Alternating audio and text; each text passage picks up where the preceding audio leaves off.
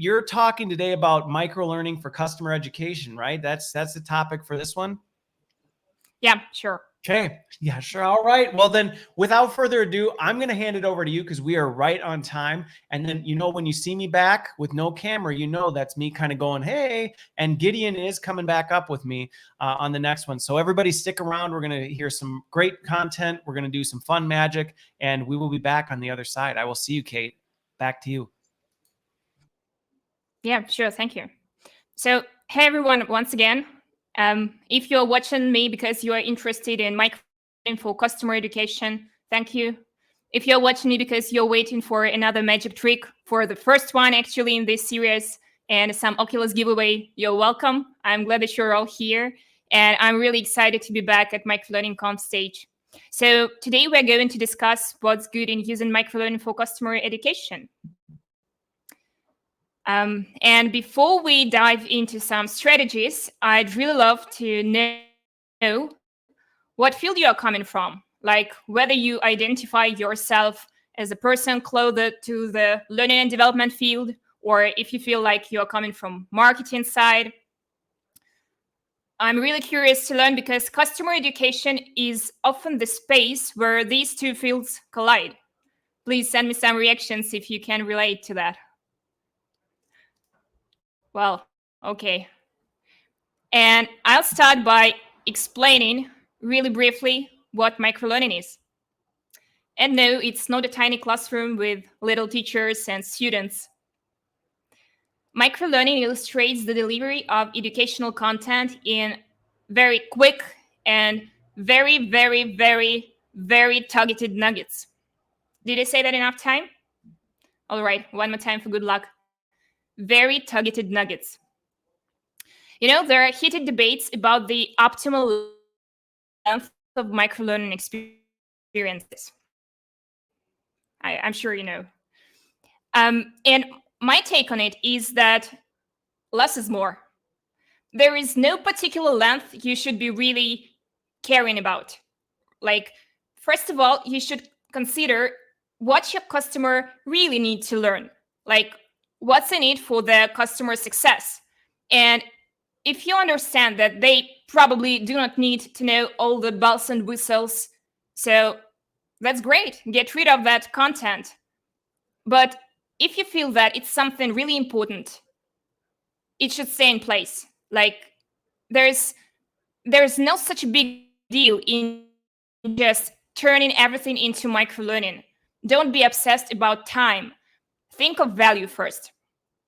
And before we dive into some strategies to implement microlearning for customer education, let me share with you something very important. It's here. So please don't do that. That's not what microlearning actually is. Like, designing microlearning must be intentional. Just a funny illustration. Like, imagine that you have a $100 bill, and for some reason, I don't know why, you decided to tear it into, say, 10 pieces. So what you can get as a result? Well, maybe 10 equal pieces of a banknote if you are careful in tearing. I don't know. But in terms of value, you actually get nothing, just because you will have to glue it together, or you will have to go to bank and probably to change it for a normal banknote. I don't know if that works, but sounds optimistic. And when you think of building some intentional microlearning, in this case, you probably should change your $100 bill into, say, 5 $20 bills. And in this case, they are standalone. I mean, those $20 bills, you can buy something. They're self-sufficient, but if you put them together, they still can work as a sum of money, right? And if I were to use some kind of a learning and development terminology here, I'd say that when you cut your online lesson into pieces, all the learning objectives of your initial lesson are still in place, whereas a true piece of microlearning has only one outcome per activity. Your elephant is still in the room if you're just cutting it down. So I'm really hoping that this funny illustration will help you retain this idea better. And where go next? There are loads of formats and loads of software and loads of ways you can utilize to deliver microlearning experiences to your customers. You can go with something traditional and very simple, like a short help article or some on-demand e-learning videos, and I'm pretty sure that you're all doing that. And for that, you can use either an expensive software, or probably you have even great production studio in-house with some great equipment, with some professionals. Or you may just go and use something like cheap screencast recording software, or even kind of an iMovie app. For example, I also utilize that from time to time. It doesn't really matter. You can also create some virtual reality experiences. They can also work as microlearning experience very well. But I'm just afraid that not many organizations can afford that. The choice is huge, and it's really up to you to decide what to use to go micro. And there's only one thing I'd love to comment on here. Like, that's true for any company, regardless of the department headcount and regardless of the number of clients you have. Just whatever format you choose for microlearning, when you think of providing your customers with something quick and pleasing, think of yourself too. Like, get a bit of selfish. Why should you spend so much time and effort on designing something that your learners, that your customers will just click through or watch in a couple of minutes? I have a marketing background, and I am a founder of a software company where we also educate our customers. And I firmly believe that effective microlearning for customer education is not only about the speed of consumption, it's also about the speed of creation. And I'm personally a huge fan of speedy content creation approach. That's my title. Like, I used to call myself like a speedy person. And actually, that's why I built 7 tabs. It helps you create content in minutes. It helps you to deliver it in a click to any device. You can update content anytime, and your customers will always have the latest version. I can talk a lot about it, and that's probably the topic for another presentation. I just wanted to share my strategy when it comes to fast content creation. Just for the record, I'm Kate. I'm a recovering perfectionist. Anyone here like me? Please send me some reactions. Let's normalize that. So if I have to create something in 7 tabs for our customers, I set myself a time frame, a time limit, and I aim to get my course ready within that time frame. Like, I start with filling in some cards with high-level ideas, and it feels like a mind mapping. Then I gradually expand on those ideas, and I add some flesh on the bones. And if I have some time left, I can improve the copywriting, I can play around with some inclusive jeeps, or I can record a selfie video and I can upload it to my course. It depends on my mood, it depends on my energy. But generally, this strategy really helps me to move things quickly. And even if some mistakes happen, if I see some imperfections, I can easily fix them really fast. Then, say, I will have to invest into fixing some problems or some imperfections with other types of content. Microlearning helps you just be very flexible with that. Thus, we are gradually moving to the benefits of going micro. And I'm going to share that information with some inspiring examples. I'm hoping that they will be inspiring for you at least. So why go micro? Firstly, let me share something you may not expect to hear from a founder of a microlearning company at the Microlearning Conference. Don't trust anyone who says that microlearning is the new black or is the answer to everything. No, please no. You just cannot replace everything you are doing right now with microlearning.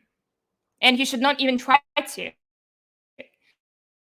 Like, you produce some heavy machinery and you have to bring together your customer representatives to run, say, a 3-day long on-site training. You can't give it up. You can't. Or if your company sells some complicated software and you have to train your customers how to use some complicated features that are crucial for customer success. And I believe that those features may be not complicated because your software is not user-friendly. I'm sure it is. That's because the problem your software helped to solve is complicated.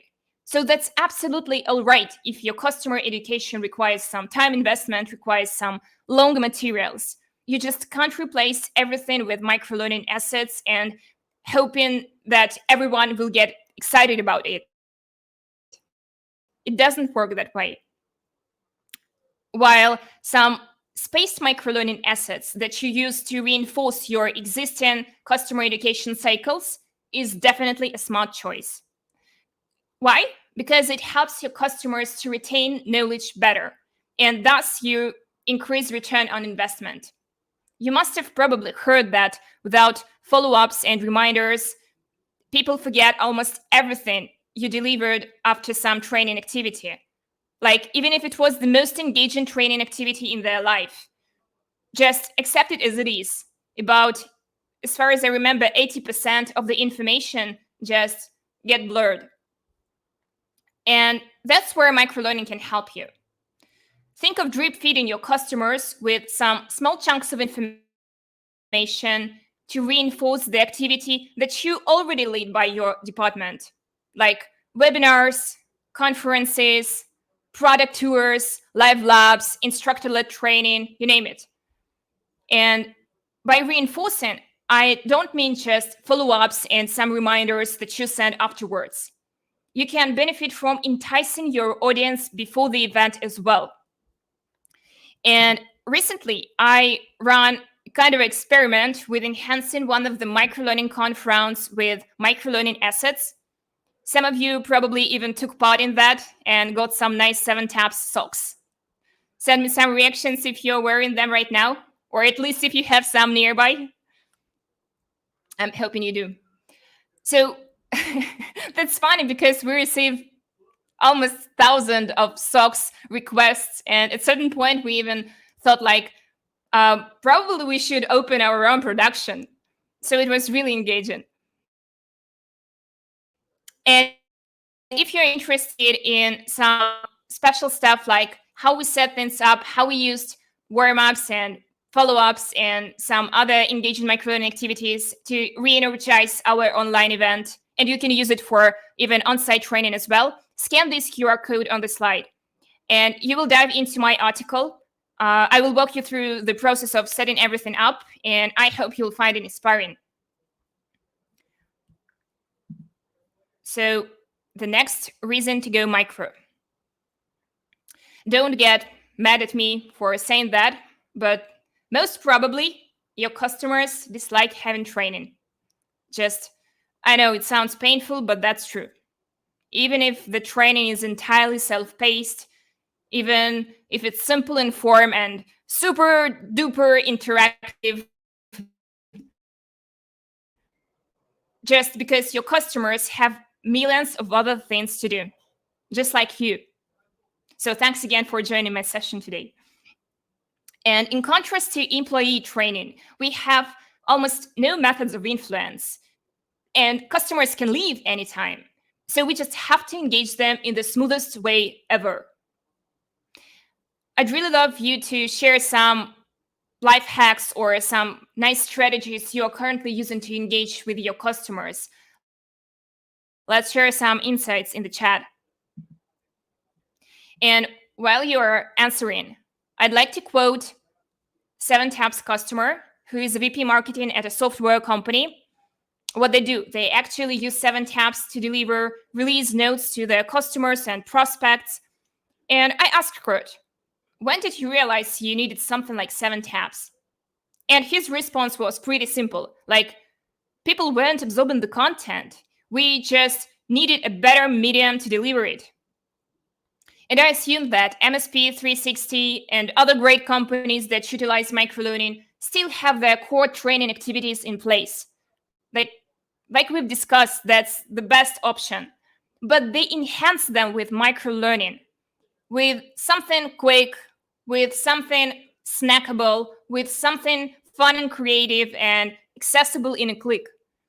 And if you're looking for some examples, for some inspiration, just think of delivering some snackable what, why, hows to your first-time customers. Then you can deliver some troubleshooting tips or some user success stories or release notes, just whatever you can think of. Or you can even re-energize some routine Q&A. Like, no one actually wants to open a link that starts with kind of a mysoftware.helpdesk.howto, blah, blah, blah. And sometimes we don't even open those links because we assume they're useless. Have you ever tried to solve any issue on LinkedIn? Lucky you are if you haven't. So first of all, think of the experience of your customers. Think about their pain. Then consider the fact that they are living in the world of TikTok, and they may even experience some attention deficit disorder. And let all of that drive your customer training decisions. Last but not least, microlearning helps you be more flexible. Since customer education is definitely not a program you build, launch, and never touch again, you should be open to experimenting. You have to. And microlearning empowers you to do those experiments very well. You spend less time on development, you can iterate your content quickly. And here I'd love to address one great approach, module-based training approach that actually HubSpot Academy uses. We were very lucky to have Courtney Sambler, who is a senior team manager at HubSpot Academy, last time at Microlearning Conference. And she shared a really nice framework for modular content creation and even spilled some tea on some HubSpot best practices. I don't want just to tell everything that she delivered. You can scan the code. It's microlearningconf.com. You have to scroll a bit and you'll find the recordings. And I see that I'm running out of time, so I'm hoping that I sparked some enthusiasm in you for microlearning, some interest. If I haven't, this is my last attempt with this nice, inspiring picture. And just Christopher, let me wrap it up a bit. Yeah, First of all, a pinch of good humor never hurt nobody. So I'm hoping you enjoyed all the memes I used in my presentation. And secondly, customer education doesn't have to be perfect. It just has to be helpful. And it's wonderful when it resonates with your customers. So think about delivering some content the way they are already receiving it in their daily life. I mean, TikTok, Snapchat, Instagram, they're all bite-sized chunks of information. So why not leverage this to achieve high engagement and high completion rates? And when designing microlearning, also think of making your content accessible, not only in terms of inclusivity, but also just physically accessible, because it doesn't make much sense when your learner has to go through some complicated onboarding or even to download an app. And I'd be really excited to see you in 7 Taps. It's free, it's fun, it's speedy, and I bet you'll enjoy the experience. And if any questions or ideas come up, feel free to reach out to me via LinkedIn or via my email, kate@7taps.com. I'm happy to discuss anything about microlearning or just happy to meet you and chat over virtual coffee. So yeah, I think that's pretty much it, Christopher. We can indulge ourselves at magic tricks. Well, finally. No, well, we can, but I mean, I think the thing that you brought up, and I think one of the things I've always really appreciated about you and the 7 Taps team is that, well, one, you created a product that makes it easy to create digestible content and rapidly develop content. You've always been very outspoken about the fact that this isn't for everything. Like if all you're trying to do is take everything you have and shove it in here, it's not going to be effective. You can't just do that. It really is about intentional design and figuring out how do we think about what we're trying to accomplish and how does this fit in. And I love that you hit on the customer education. One of the most valuable experiences of my career was running a customer education group and carrying a P&L, and the level of accountability you have when you're accountable for generating revenue, and whether you're there or not depends on your revenue generation. It really does force you to think differently. And I think that's some of the highlights that you really hit on. So as always, I appreciate hearing where you guys are at and what you're doing and how you're helping change the portfolio of products as we think about the entire learner experience versus just one facet of it. So I think we should all give Kate as many emojis as we can hammer on in our chat here.